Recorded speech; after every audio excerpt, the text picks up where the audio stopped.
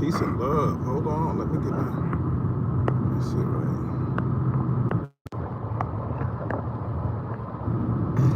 Peace, family. Peace, peace, peace. Hope you guys can hear me. Mic check 1 2 1 2.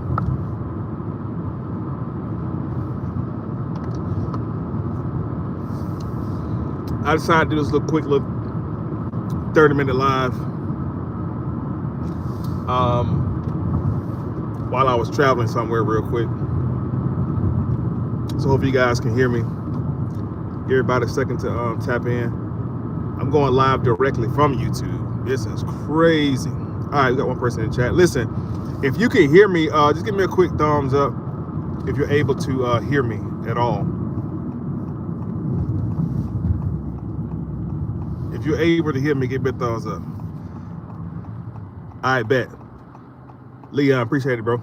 Listen, so like I say, I want to take a quick second and again, I'm going live directly from YouTube. I'm not using StreamYard, so I won't be able to pull up any visuals while I'm doing this live because I'm actually driving. So I'm screaming live straight from YouTube. First time ever me doing this. So you guys already got the notes. You guys already know what we've been talking about.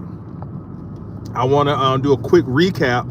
I think it was last week, I believe it was. I was covering the Africans in America. And so yeah, it was interesting. Is this right here, right? I'm starting to see a lot more people, both on TikTok and Facebook, begin to dive a little bit more into this African thing about us being from Africa, and people are actually starting to accept the fact that we may not be from Africa. Like, finally.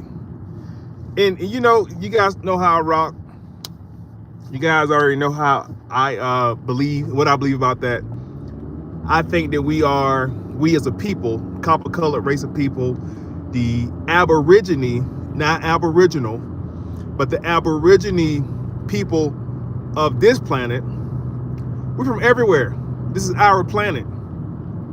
Europeans began to segregate us to different plots of territory, different plots of land. And Europeans began to create what's called demarcation lines, right? We always identified as a haplogroup tribally. Tribally, we've always identified with our tribe, with our kinfolks. We've always identified amongst our people, right? And I guess the point I'm making is when we started to relegate ourselves to titles like African, which is, what the hell is an African, right? People in Africa are not African. They're Somalian, or they're Congolese, or they're Ethiopian. You see what I'm saying? Like, they're their designated area, the designated nation is what they are.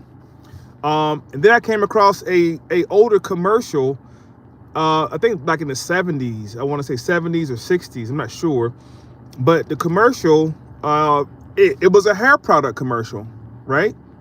Peace, everybody. Peace, peace, peace and love. Peace and love. Thank y'all for coming in. Be sure to share this right quick, man. Share this live. This is the first time I'm going live directly from YouTube. And I might start doing this more often because StreamYard is expensive as hell, yo. But anyway, I saw the commercial, and the commercial said Afro-American, or it just said Afro-American. And what they were referring to, peace and love, Kendrick. And what they was referring to in the commercial by saying Afro-American, they was referring to a damn hairstyle, the Afro. They was referring to the Afro, and the designation was there are a group of dark-skinned folks in the America, particularly North America in the commercial, who wears this hairstyle called a Afro. They were not calling them African Americans at that time. We know that term around 1980 through Jesse Jackson, that term became more popular against the will of the people. However, Afro-American was referring to a hairstyle. And that's how it got started. Afro-American. But even then, looking at the term Afro or the particular hairstyle, and again, I'm driving, so I can't really pull up the images. But if you look up the people of Fiji, look up the indigenous people of Fiji. They got afros. And then look at the indigenous people of Central and South America. They got locks. And the people of the adjoining islands, we call the Caribbean islands now, but the Carib people also had a designated hairstyle. Now, in Africa, Africa has like 52 countries in it, I think, something like that. But in Africa, as a collective, you'll be hard pressed to find more than 3 haplogroups with a certain hairstyle. But everybody in North America, Central and South America, was particularly known by their hairstyle. Now, I also found out that during the 70s, late 60s, early 70s, when the hairstyle became more popularized or repopularized in North America amongst the so-called Negroes, that Afro scared the hell out of Europeans in North America. Oh, yeah, I can't forget. You also can find this Afro hairstyle in Africa amongst, they're called the Benji. I'm going to say the Benji people or the Beta Israel.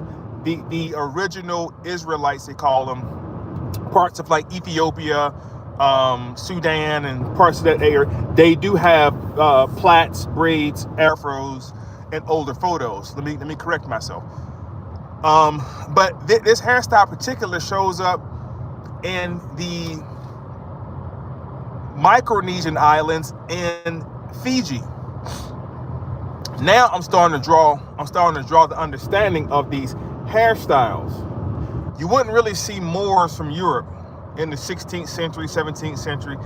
I haven't seen any photographs. If you guys seen any photographs or pictures or artwork of supposed Moors out of Europe with afros or hairstyles, please send it to me. Because I want to look at it. And the reason I'm looking at the hairstyle, because I'm wondering, why are people identifying as African? Why is this? But again, back to the hairstyle, the term Afro-American was implied in a commercial, and it blew my mind. I was like, damn. So it's Afro-Americans, not African-Americans. African-Americans, again, became popularized in the 1980s under Jesse Jackson. Mind-blowing. What bro say? Didn't get the scientist in Declan Tyrone said that the hair gave him trouble or problem. Oh, wow. Damn, you're right. I gotta go back and watch that shit now. You're absolutely right. You're absolutely right. Hey, look, Sid, it's great to be back, for sure. But if you guys missed last week when I was covering, or attempted to covering Africans in the Americas, I was talking about one John Hanson. I think everybody should be familiar with John Hanson, right? Everybody know who John Hanson is. If you don't know who John Hanson is, as reported through history, was the first African in America to own other slaves for life. Now, when you look him up, also research a man by the name of John Punch. John Punch is also important as well. John Punch, he became designated as the first African slave owned for life in perpetuity. And I think that John Hanson had a whole falling out lawsuit between a European servant and a African servant as well. This had nothing to do with the indigenous people of North America, although there were reports of indigenous so-called Indians being enslaved as well. This situation is not that, though. So I drew the connection between I thought of the other guy's name just now. I think his name was John Castor. Castor, C-A-S-T-O-R. I think Castor was also in that story with him, because Castor was the property of Anthony Johnson. That's what it was. Castor was the property of Anthony Johnson. So I wanted to research and find out who the fuck was Anthony Johnson. Where did Anthony Johnson come from? And research shows that Anthony Johnson was from Angola. And I said, Angola? Anthony Johnson was brought over originally, okay, or captured by Portuguese merchants. And I said, Portuguese, huh? So if you're taking notes, like I said last week, the Portuguese becomes important to this supposed transatlantic slave trade. The Spaniards become important to this version. And we haven't got to the Europeans yet. We haven't got to Europe yet. That's in the 1600s. We're still dealing with the 1400s and the 1500s with these individuals, Portuguese and Spaniards. Now, one John Punch supposedly came to the shores of North America, of the English colonies, around 1620, 1622. When I saw 1622,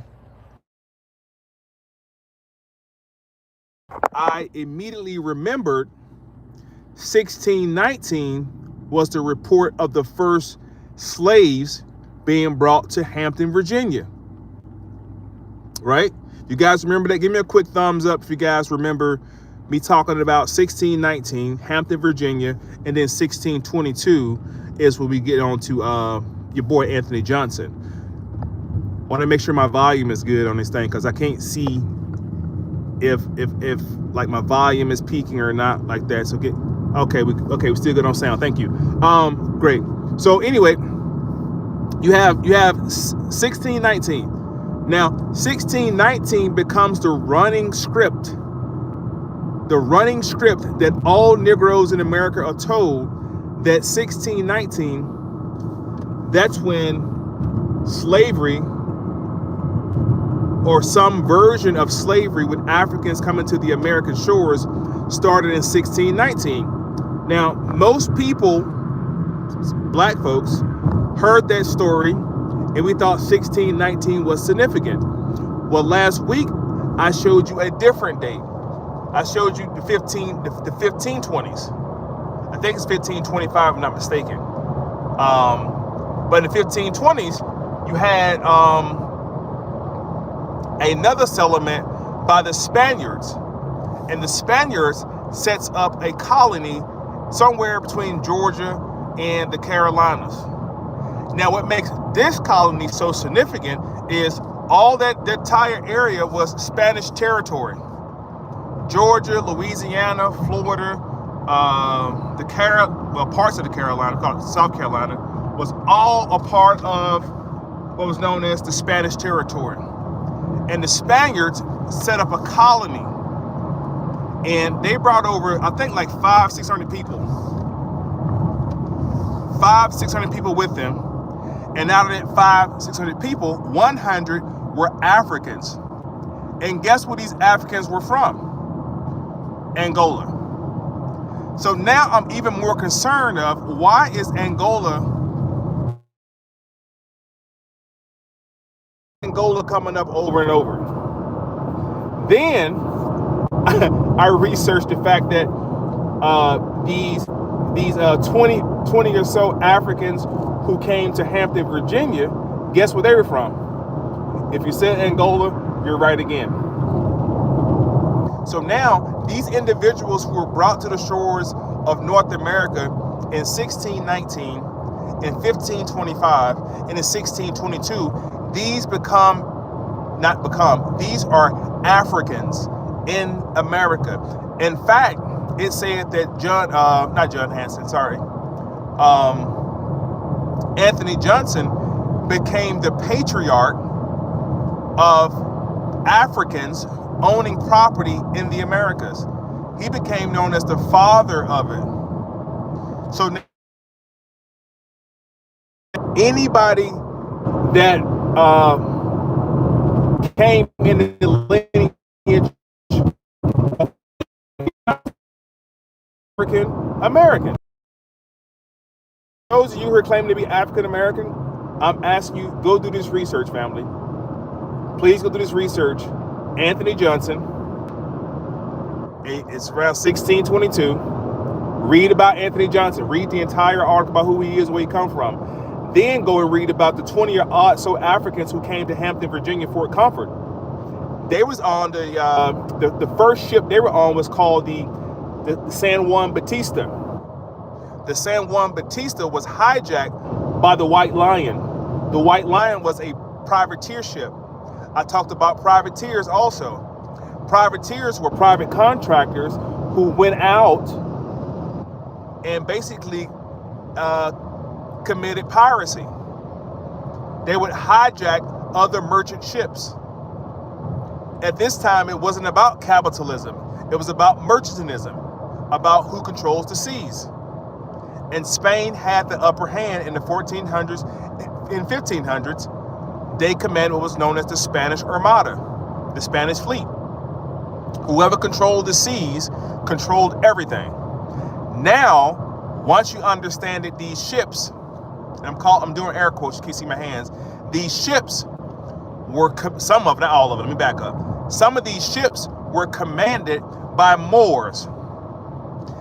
Now, write down Nino brothers, or Nino brothers, N-O. The Nino brothers were the brothers who not only were the captains, but they owned the Nina, the Pinta, and the Santa Maria, which were the ships on Columbus, I think, second voyage. Columbus came to the Americas 4 times. I think his second or third voyage, he hired the Nino brothers. And the Nino brothers were brothers. They were, for lack of better words, they were black people bringing over these Spaniards to the Americas, particularly the islands. And this is when the toppling of the indigenous people of North America begins. The late 1400s. The I think it was like 1.5 million indigenous Indians, I'm using the term Indian, colloquial meaning, but the indigenous Americans in the early 1500s were shipped out by the millions. Shipped out to the Caribbeans, they were shipped to Africa. Did you know that? And to parts of Europe. I also talked about the fact that the trading companies, now this becomes a full business. The trading companies, one company commanded by Charles II. Look up who Charles II was. Charles II was known as the little black boy because he was also a black Moor of Europe. King James also has a hand in commanding one of these companies. Then I'm asking myself, well, who are supplying the bodies from Africa? Because history will have you think that these white Europeans were going into Africa, snatching up Negroes and putting them on the ship, when you don't even realize that these Europeans could not go into Africa due to malaria. They had no vaccines to fight against the malaria and other diseases that Europeans were already sick. When they came to North America, they were already sick, fam.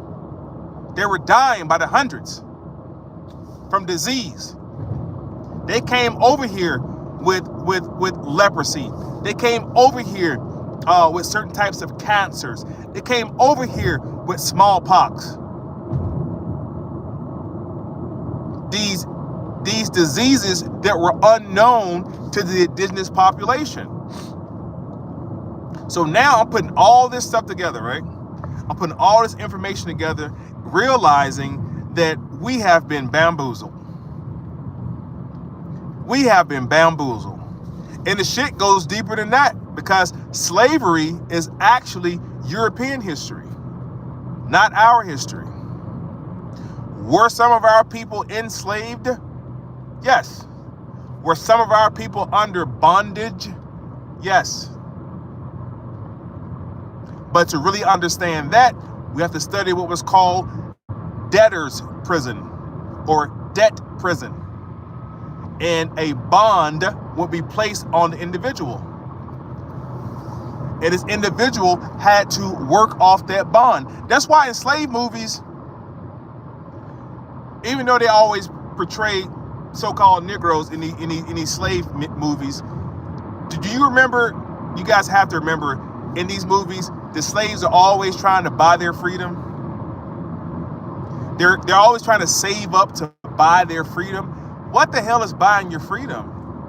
Even when they supposedly bought their freedom, they were still in a perpetual society that desecrated them. So they were not buying their freedom, they were cashing out that bond.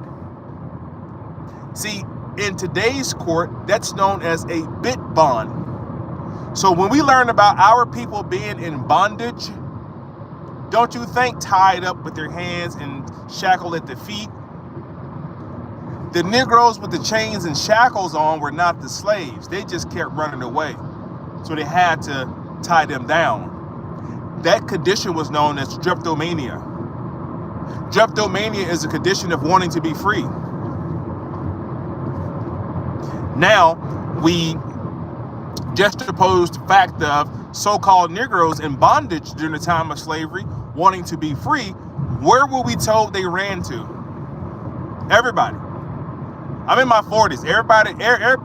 Everybody in America that's 35 and older, or even younger than that, have been told that these Negroes were always trying to run away from the plantation. Which, even that thought, there's hardly any teaching about plantations in the North. If I say to you guys, runaway slaves, what bro say? Debtor's prison. Isn't that debt written in Lord's Prayer as forgive us our debtors? Yes. Now, I think when I really do part two, I'm just doing a recap right now. When I do part two, I'm going to go into the religious aspect too. Because the conquistadors were not the first individuals to come over here. The missionaries were the first ones to come. They set up missionaries throughout the southeast region of North America and throughout the islands of Central America and South America. They set up missionaries. If anybody's ever traveled to South America, Puerto Rico, or Central America, Mexico, anywhere like that, you will see Catholicism. Because the Roman Catholic Church came in with missionaries to establish religious presence. Why did they come in and set up religious presence? Why did they come in with religion first? Should be the question. Well, to understand that answer, we have to go back and really study the Intercatera Cavina, what's called the Papal Bull, that was put out. That's when the House of Castile and the House of Aragon in 1492 took control of the Moorish Empire. All this shit started to make sense to me now, because I'm like, damn. You start putting two and two together, it's like, wait a minute. What is happening? And I think I did like a brief synopsis on these, I'm doing air quotes, these Moors. When I say Moors, think Sephardic Jews. Sephardic Jews. Think Moriscos, which was Muslims converts. They were Muslims, but they converted to Christianity. These are Moriscos. And a lot of these Sephardic Jews came to the colonies and established families in the colonies. This is earlier on in the 1800s. In the 1800s. This is how immediately you began to get in the late 1800s, early 1900s, you began to get the Moorish Zionist temple. Then you understand why it was said by Noble Drew Ali, supposedly, he's going to resurrect the old Canaanite temple. These are Zionist Jews, but from the Sephardic side of the family. Sephardic Jews, which were Moors. And I promise you, family, when I go live on part 2, because I really need imagery, because I feel like I need to capture you guys' imagination with the imagery. I need to show you guys. Talking is fine, but I want to show you guys. I just wanted to kind of jog your memory. I'm going live tomorrow. I think I'm gonna kick off Sunday school all over again, and we're gonna take a deeper dive. Not necessarily dealing with Christianity or religion, but just a Sunday school teaching. And we're gonna do part 2 of Africans in America. And we're going to begin to separate this ideology of African Americans. And this is not a divisive conversation to say that the Africans are not our kinfolks. But if the Africans are our kinfolks, then so are the indigenous Americans, and so are the South Americans, and so are the people from Fiji and the Micronesian Islands and the Peloponnesian Islands in Australia and goddamn New Zealand. The whole planet, the entire planet belongs to us. All of it. We say Sephardic Jews, known as Little Moors, Islam. Yeah. But see, when I was in the Moorish Science Temple of America, there were no teachings of this. There were no teachings of this at all. Like, the real history behind it. The only person I've ever heard teach anything close to this is Taj Tariq Bey. And I gotta do a live with the elder, man. I gotta do a live with him. It's something I told Crum a while ago. Like, we gotta start doing more lives and capturing this shit on film with the elders. And I'm so glad that he's rocking with Professor Booker T. Coleman the way he do, and others, Professor Rick Smith. Like, I'm students of all these people. I feel like I'm just in a position now that I'm able to have a intellectual conversation with them, and I'll be excited to do so, man. So like I said, I'm gonna tap back in on tomorrow and take notes, man. Pen and pad gang, get ready to tap in, get ready to lock in. There's a new interface of information coming out. I want you guys to be students of history, man. Like, don't let nobody tell you anything different. Do your own research. I'm not here to convince any of you guys. I'm not here to persuade you guys either. This is just information. Please go do your own research, family. I encourage you guys. Please do your own research. But I'm going to help you guys connect the dots and tie it all in together. Connect the dots and tie it in together, all right? So, until next time, fam, peace and light, peace and love. We're tapping in tomorrow for Sunday school. Tomorrow, Sunday school. Peace.